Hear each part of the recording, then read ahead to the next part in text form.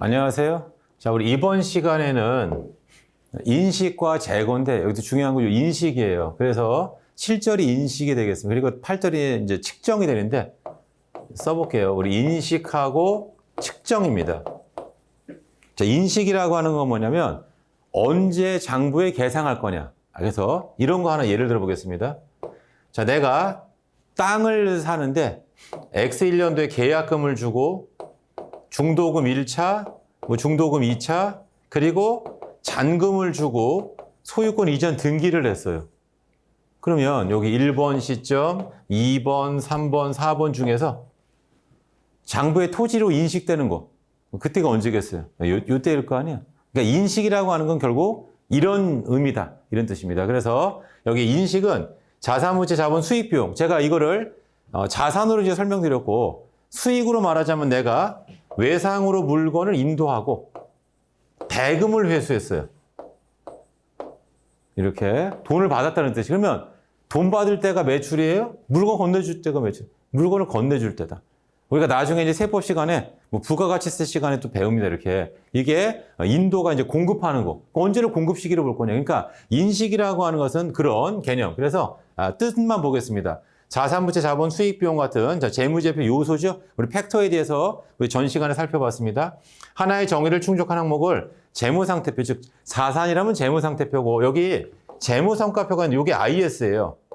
손익계산서. 그러니까 이 개념체계에서는 손익계산서란 말 대신에 뭘 쓴다? 재무성과표. 재무성과표에 포함하기 위해서 포착하는 과정이죠. 그러니까 쉽게 말하면 분계를 얘기해. 분계. 언제 분계를 넣을 거냐?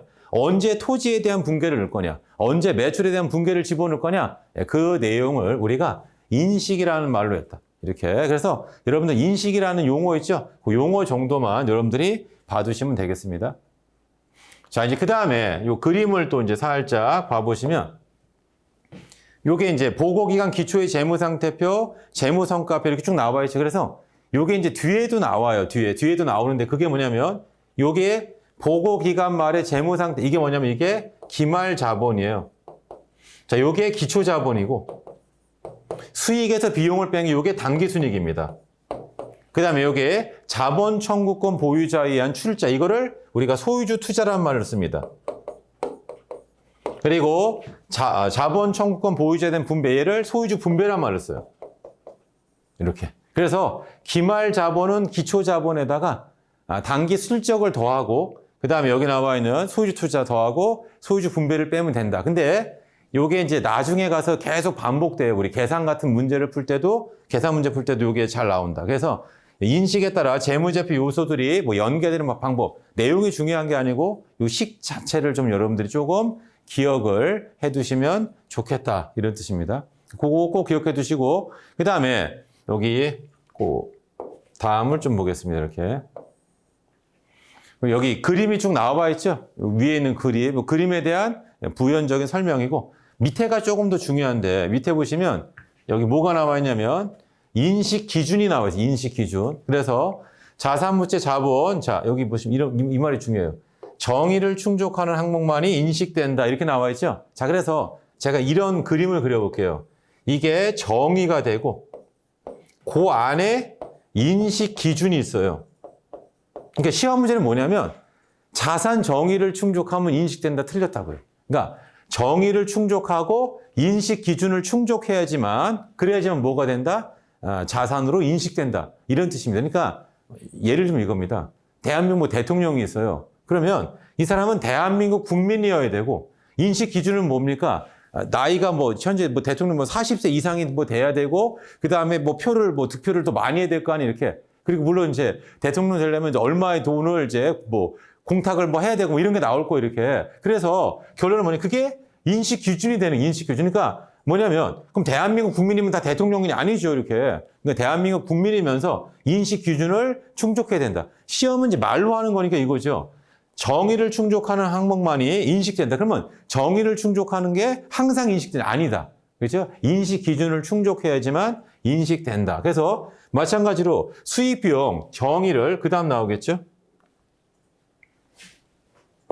정의를 충족하는 항목만이 이 재무성과표가 손익계산 인식된다. 이런 뜻입니다. 근데 시험 문제는 이거예요.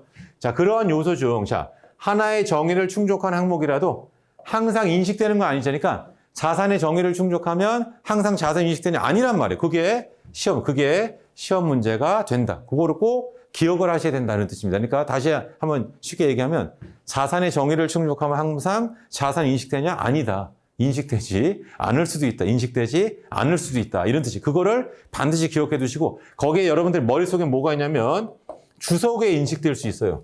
이 주석. 그러니까 여기서 말하는 인식은 본문을 얘기해요. 그러니까 재무상태표 본문, 손익계산서 본문을 의미한다. 이렇게 보시면 돼요. 이렇게 본문에 기록되냐 안 되냐. 본문에 기록되냐 안 되냐. 이런 뜻입니다. 그래서 결론은 뭐냐. 자산의 정의를 충족하면 재무상태표에 항상 인식되나 틀렸습니다. 이렇게. 그게 시험 문제다. 됐죠? 일단 여러분들이 그 정도만 기억을 해 두시면 되겠습니다.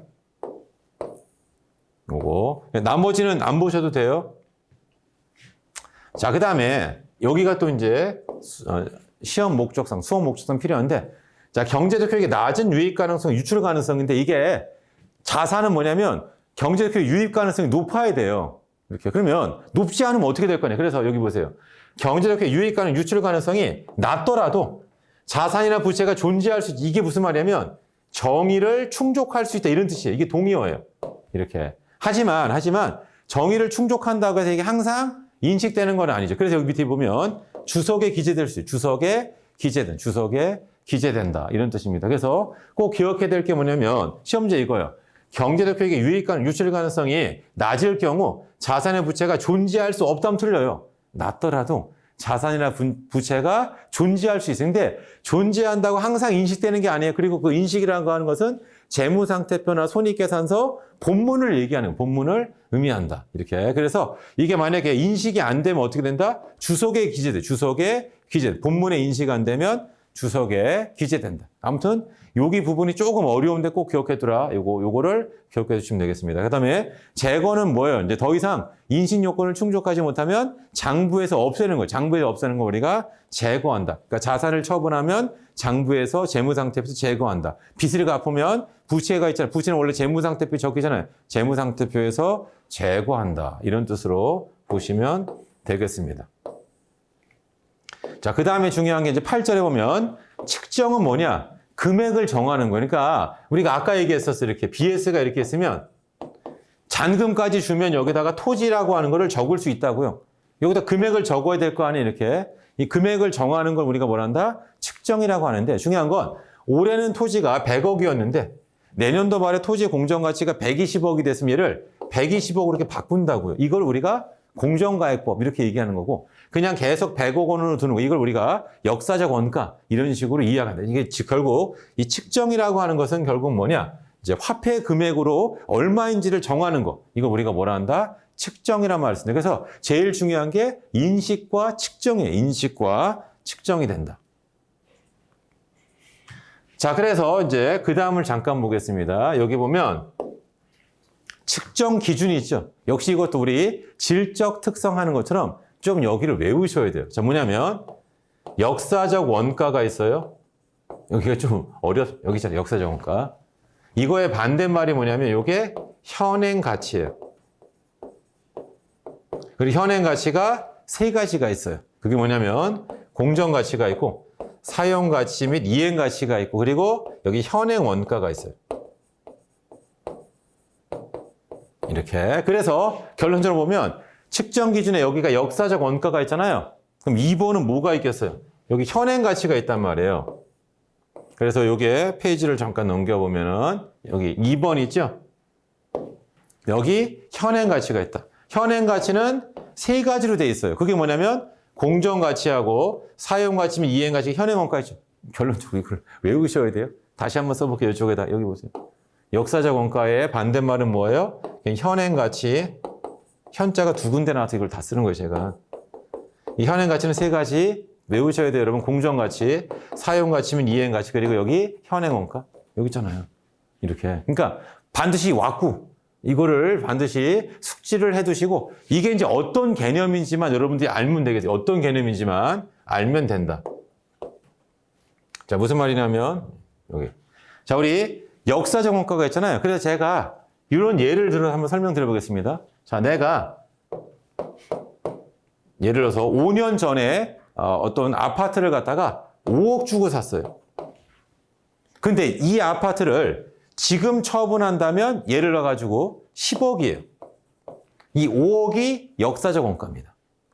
10억이 공정가치가 된다 이런 뜻이에요. 그다음 만약에 이게 오피스텔이라고 해보고 오피스텔. 그럼 오피스텔은 월세를 받고요. 나중에 오피스텔을 이제 보유한 다음에 내용에서 지난 다음에 이걸 처분하면 처분 가치가 있을 거 아니에요.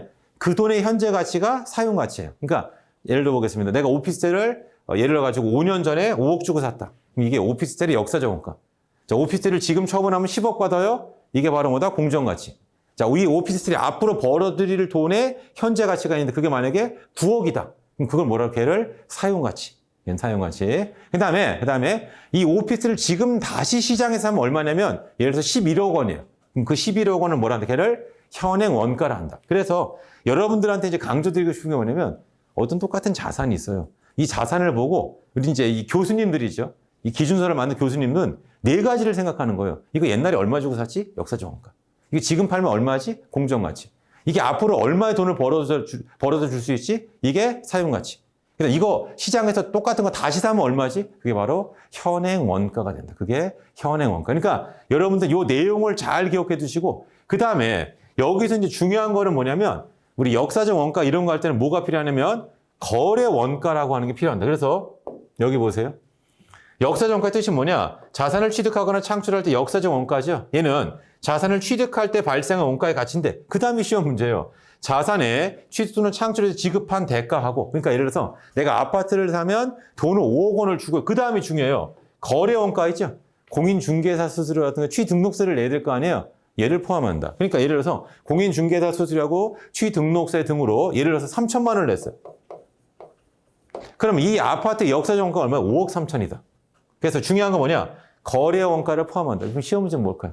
거래 원가를 제외한다. 포함하지 않다. 틀렸다고요. 거래 원가 포함이에요. 거래 원가 포함한다. 그 다음에 부채의 경우에 나중에 여러분들 사채 같은 데서 사채 발행비를 제가 설명을 드릴 텐데 이겁니다. 자, 그 부채가 발생하고 인수할 때 역사적 원가는 발생시키고 인수하면 수취한 대가에서 그 다음에 여기 중요해요. 거래 원가를 여긴 차감해야 돼. 포함한다면 틀려요. 차감한다. 그러니까 항상 자산은 포함한다. 부채는 뭐가 된다? 거래 원가를 차감한다. 거래 원가를 차감한다. 이런 뜻입니다. 됐나요? 그래서 우리 역사적 원가에서는 뭐가 중요하다? 거래 원가. 거래 원가를 자산은 포함한다. 부채는 차감한다. 요거를 꼭 기억해 두시고요. 그 다음에 이제 현행 가치가 이제 세 가지가 있다고 했잖아요. 공정가치, 해양가치면 이행가치, 현행원가. 그래서 공정가치는 뭐냐? 여기 보세요. 자, 공정가치는 측정일 시점이죠. 이게 지금을 얘기해. 지금 시점에서 자, 시장 참여자 사이에 정상 거래에서 자산을 처분할 때 받을 가치. 그러니까 뭐냐면 공정가치는 처분가치. 아까 말씀드렸습니다. 이 아파트를 지금 시장에서 처분하면 얼마가 되냐? 그럼 얘는 뭐가 된다? 공정가치가 된다. 이런 뜻이죠. 그래서 여기 나오죠.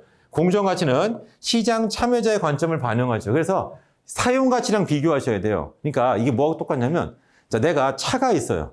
이 중고차가 있는데 내가 가지고 있는 차가 있는데 이 차를 우리가 중고차 시장에 내다 팔아요. 그러면 연식하고 킬로미터가 있으면 이 중고차 시세가 나와요. 그게 바로 뭐다? 공정가치입니다.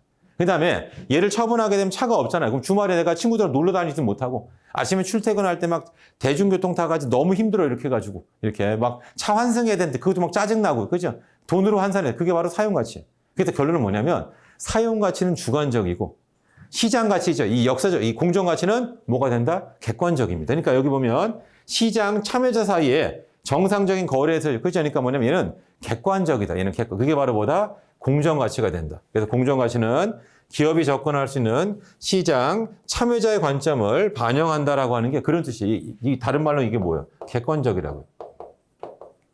그러니까 우리 스마트폰도 있어요. 스마트폰도 거래되는 가격이 정해져 있습니다. 쉽게 말하면. 그렇지만 쓰는 사람에 따라 어떤 사람은 그냥 폴더폰보다도 못한 용도로 쓰고 있어요. 그냥 문자나 보내고 전화 받는 용도. 그럼 뭐 이 사람 뭐 아예 이 다용도에 있는 스마트폰 왜 샀나? 뭐 이런 느낌을 주니까 사용 가치는 사람마다 다 그게 주관적이다 이런 그게 바로 주관적이다. 그러니까 공정가치에서는 요 내용을 잘 기억하셔야 되고요. 그다음에 더 중요한 거는 뭐냐면 공정가치에서 이렇게 나옵니다. 이렇게. 그래서 공정가치는 처분가치. 그래서 이게 시험 문제예요. 공정가치는 자산을 취득할 때 발생한 거래 원가로 증가한다면 틀려. 증가하지 않는다. 우리 역사적 원가는 자산을 취득할 때 발생한 거래 원가로 역사 원가가 증가하죠. 그러니까 5억짜리인데 취등록세를 3천을 냈으면 5억 3천. 그러니까 거래 원가 있으니까 역사 원가가 증가하잖아요. 하지만 공정 가치는 뭐냐면 지금 처분할 때예요. 그러니까 옛날에 그게 있었든지 없었든지는 아무 상관이 없다 이런 뜻입니다. 그래서 여러분들이 이제 조금 이제 이게 약간 어려운 얘기지만 뭐냐면 내가 땅을 수용당하면, 그러니까 LH공사, 토지주택공사 있잖아요. 걔가 막 개발을 하잖아요. 그러면 내가 땅을 수용당하면 이제 어떻게 하냐면 내가 만 10억을 수용당해서 그러면 내가 나중에 10억 원어치 어떤 토지라든가 또는 건물을 사잖아요. 이렇게 아파트를 사잖아요. 취득세를 면제합니다. 감면해줘요. 그러면 중요한 게 A라는 게 있는데 얘는 똑같은 아파트인데 생각해 보세요. 이 B라고 하는 거는 이제 쉽게 말하면 수용당한 사람이 취득세가 감면된 상태로 산 거고 A는 그냥 정상적으로 산 거예요. 그러면 옛날에 취득세를 부담하든 안 하든 지금 처분 가치는 똑같다고. 똑같은 아파트라면 처분 가치가 같아야지 이렇게. 무슨 말인지 아시겠죠? 그러니까 옛날에 이 사람이 이 아파트를 갖다가 당신 이거 취득세 감면받아서 샀으니까 공정가치가 낮게 취득세 부담 안 했으니까 그러면 그 사람이 황당한 소리 하지 마세요. 현 시세대로 돈을 받아야 될 거 아니에요. 그러니까 공정가치는 옛날에 취득세를 부담했냐 안 부담했냐고는 아무런 상관이 없다고요. 문장인데 되게 어렵어요. 그래서 외워도 돼요. 사실은 뭐냐면 공정가치는 취득할 때 발생한 거래원가 취득세하고 아무 상관이 없다. 공인중개사 수수료하고 아무 상관이 없다. 뭐 이런 뜻입니다. 그래서 시험 문제 어떻게 나요? 공정가치는 자산을 취득할 때 발생한 거래원가에서 증가한다? 틀렸다고요. 증가하지 않습니다. 그죠? 이게 시험 문제가 된다. 자, 그 다음에 여기 사용가치가 있죠. 자, 그래서 이것도 기억하시면 돼요. 자, 역사적 원가는 자산, 부채에 똑같이 써요. 그러니까 자산도 역사적 원가, 부채도 역사적 원가. 자, 사용가치, 이행가치는 자산은 사용가치란 말을 쓰고요. 부채는 이행가치란 말을 씁니다. 이렇게. 그래서 자산의 사용가치는 뭐냐? 여기 보세요. 기업이 자산의 사용가, 오피스를 생각하면 돼요. 그래서 오피스를 내가 쓰면서 이제 뭐 하냐면 어떻게 되냐면 내가 월세를 내줬다, 오피스를 가지고. 그러면 월세 받을 거 아니에요. 그거 하고 궁극적인 처분으로 얻을 걸로 예상되는 현금의 현재 가치가 된다. 그러니까 이 자산이 앞으로 돈을 얼마 벌어줄 거냐? 그 돈의 현재 가치가 뭐가 된다? 그게 사용 가치가 된다. 이런 뜻입니다. 그래서 결론 여기 보세요. 사용 가치와 이행 가치도 미래 현금에 기초하기 때문에 여기 그 다음이죠. 자산을 취득할 때 발생한 거래 원가는 포함한다, 포함하지 않는다? 포함하지 않는다. 결론이 뭐냐면 거래 원가를 포함하는 것은 역사적 원가와 현행 원가 두 가지만 거래 원가를 포함하고요. 나머지는 거래 원가를 포함하지 않습니다. 항상 시험에는 나올 만한 이유가 있으니까 그게 나오는 거예요. 이렇게. 여기를 꼭 기억해 두시고 그 다음에 여기도 좀 중요하긴 한데 자 뭐냐면 여기 보세요. 사용가치와 이행가치는 시장 참여자 가정보다는 기업 특유 가정을 이게 무슨 말이냐면 사용가치와 이행가치는 객관적이지 않고 주관적이에요. 아까도 말씀드렸잖아요. 내가 어떤 차를 사요. 이렇게. 그러면 그 차의 공정가치는 정해져 있어요. 쉽게 말하면. 그렇지만 중요한 게 뭐냐면 그 차를 활용하는 게 완전 다른 거죠. 그러니까 저하고 어머니하고 차를 똑같이 샀어요. 근데 시간이 좀 지난 다음에 제 차는 주행거리가 35만 킬로를 뛰었고요. 어머니는 6만 킬로를 뛰셨어요. 이렇게. 그러니까 이 차에 대한 활용도가 물론 이제 제가 이제 경제 활동도 많이 하고 이렇게 많이 움직여 다니고 어머니는 뭐냐면 목욕탕 가실 때 하고 병원 가실 때만 차를 쓰시는 거니까 차를 이제 거의 잘 안 쓰시는 거죠, 이렇게. 그러다 보니까 6만 킬로 뛰실 동안 그러니까 그러니까 대부분 어머니는 차가 이제 서 있는 거죠. 서 있는 거고 저는 계속 움직여 다닌다고 이제 생각합니까? 뭐냐면 객관적인 가치, 그게 공정가치라고 하면 그거는 이제 쉽게 말하면 같다 하더라도 실질적인 사용 가치는 다 다르다. 사용 가치는 전부 다 다르다. 그런 뜻이에요. 그래서 이 문장을 꼭 기억하세요. 이 문장. 그러니까 시험 문제 어떻게 나오고 있어요? 사용 가치와 이행 가치는 기업 특유 가정보다는 시장 참여자 가정을 틀렸다고요. 말이 반대가 됐죠? 그거를 꼭 기억을 해 두시면 되겠습니다. 그리고 여기 보세요. 사용 가치와 이행 가치는 직접 관측될 수 틀렸다고요. 왜냐하면 공정가치는 관측이 돼요. 그러니까 중고차 보면 여러분들이 중고차 시세 입력하면 연식하고 킬로미터 치면 바로 그거 얼마인지 나온단 말이에요.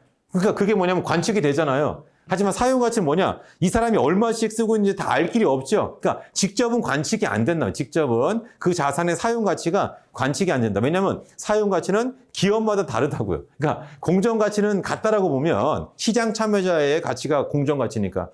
무슨 말인지 아시겠죠? 그래서 여기가 처음에 좀 어려운데 그래도 내용을 제가 언급드리는 부분만 잘 보시고 자, 그 다음에 이제 여기 보시면 마지막 할 게 요게 현행 원가예요. 현행 원가는 뭐냐? 현행 구입 원가예요. 아까도 얘기했어요. 공정 가치는 얘를 지금 처분한다면이고 현행 원가 이걸 지금 다시 산다면 얼마일까? 이걸 지금 다시 산다면 얼마가 될까? 그런 뜻이. 그래서 현행 원가의 핵심 여기 측정이래. 똑같은 자산의 원가다. 그러니까 역사적 원가 옛날에 이걸 샀어요. 이게 그 역사적 원가죠. 근데 이거를 옛날에 안 사고 지금 산다면 얼마 주고 살까? 그게 현행 원가예요. 그게 현행 원가. 아까도 말씀드렸습니다. 어떤 자산이 있는데 그 옛날에 얼마 주고 샀지? 그러니까 내가 아파트가 있는데 옛날에 5억 5천 주고 샀어요. 이렇게 역사적 원가. 이게 지금 다시 산다면 15억 7천을 줘야 돼요. 예, 그럼 그게 현행 원가. 현행 원가는 현행 구입 원가다. 그래서 여기서 시험 문제 이거예요. 측정일에 지급할 대가와 그날에 발생할 거래 원가 그다음 뭐예요? 포함한다. 거래 원가는 포함하지 않 틀렸다고요. 포함한다. 그게 시험 문제. 그게 시험 문제. 역시 부채는 여기 보세요. 거래 원가 차감한다. 아까 역사적 원가는 똑같아요. 역사적 원가, 거래 원가 포함 자산이라면 부채는 뭐 한다? 차감한다. 이런 뜻이고 여기 보세요. 그 다음에 현행 원가는 역사적 원가와 달리 측정일의 조건이 그러니까 역사적 원가는 과거 시점의 가치가 되고 그 다음에 현행 원가는 지금 얘를 다시 산다면 이런 뜻이죠. 지금 시점의 가치 그걸 뭐래요? 측정일의 조건을 반영한다. 이런 식으로 이야기했습니다. 됐죠? 그거 한번 보시고 그 다음에 여기 자본의 측정이 있어요. 자본의 측정. 자, 얘는 뭐냐면 자본은 직접 측정되는 게 아니에요. 뒤에 가서 배우겠죠. 얘는 자산 빼기 부채 그게 자본이 된다. 지금이 딱 좋아. 그러니까 뭐냐면 한동안 아파트 값이 올랐었어요. 그러니까 뭐냐면 BS를 그려보세요. 내가 아파트 10억 주고 샀는데 이렇게 뭐 전세 요 사람이 6억이에요. 여기 이제 전세 들어온 사람. 그럼 내 돈이 얼마냐면 이게 자본 아니면 이게 4억이라고요. 아파트 값이 7억이 된 거예요. 이거 그대로 해주면 내 돈이 1억 되는 거 아니에요. 이렇게. 직접 관측되는 게 아니고 자산과 부채가 관측된 이후에 남는 잔해 그게 바로 자본이 된다. 그래서 여기 보세요. 자본은 직접 측정한다. 틀려. 측정하지 않아. 자본은 직접 측정하지 않고 자산 빼기 부채로 한다. 그 다음에 요거 보세요. 자본의 총 장부 금액은 다음과 동일하지 않죠. 이렇게. 그 시가총액과 동일하다 하면 틀려. 그죠? 동일하지 않다. 동일하지 않다. 이렇게. 그래서 우리 시가총액과 자본은 일치하지 않는다. 뭐 그런 정도 문장을 좀 봐두시면. 그러니까 자본은 직접 측정하지 않는다. 뭐 이 정도입니다. 거의 잘 안 나와요. 근데 그냥 요 정도를 봐두시면 되겠어요. 요 정도.